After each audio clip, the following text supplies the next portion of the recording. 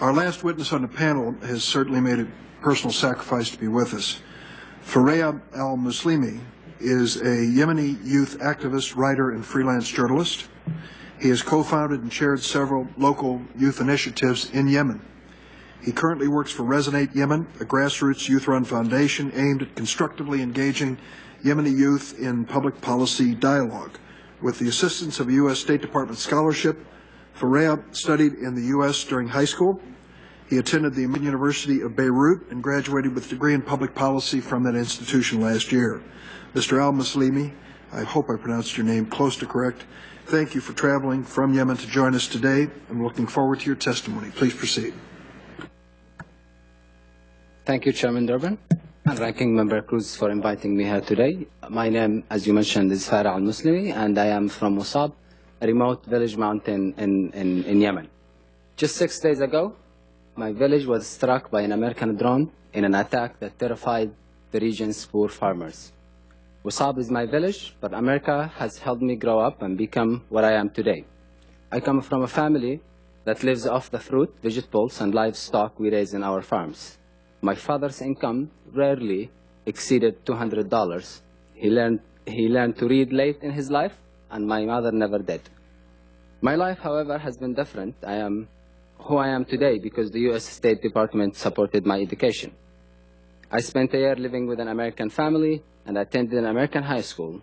That was one of the best years of my life. I learned about American culture, managed the school basketball team, and participated in a trick or treat in Halloween. But the most exceptional experience was coming to know someone who ended up being like a father to me. He was a member of the U.S. Air Force.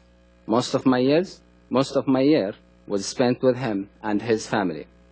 He came to the mosque with me, and I went to church with him, and he became my best friend in America. I went to the U.S. as an ambassador for Yemen, and I came back to Yemen as an ambassador of the U.S.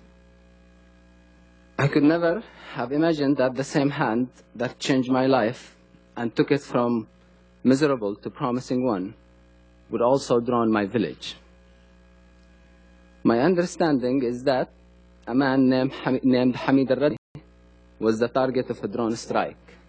Many people in Wisab know al-Radami, and the Yemeni government could easily have found and arrested him. Al-Radami was well known to government officials and even to local government, and even local government could have captured him if the U.S. had told them to do so. In the past, what Wisab's villagers knew of the U.S. was based on my stories about my wonderful experiences here. The friendships and values I experienced and described to the villagers helped them understand the America that I know and that I love. Now, however, when they think of America, they think of the terror they feel from the drones that hover over their heads, ready to fire missiles at any time. What a violent militants had previously failed to achieve, one drone strike accomplished in an instant. There is now an intense anger against America in Wisab. This is not an isolated instance.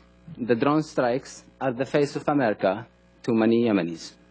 I have spoken to many victims of U.S. drone strikes, like a mother in Ja'ar who had to identify her innocent 18-year-old son's body through a video in a stranger's cell phone. Or the father in Shaqra who held his 4- and 6-year-old children as they died in his arms.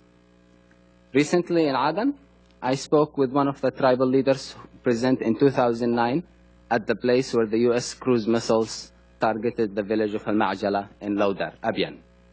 More than 40 civilians were killed, including 4 pregnant women. The tribal leader and others tried to rescue the victims, but the bodies were so decimated that it was impossible to differentiate between those of children, women, and their animals.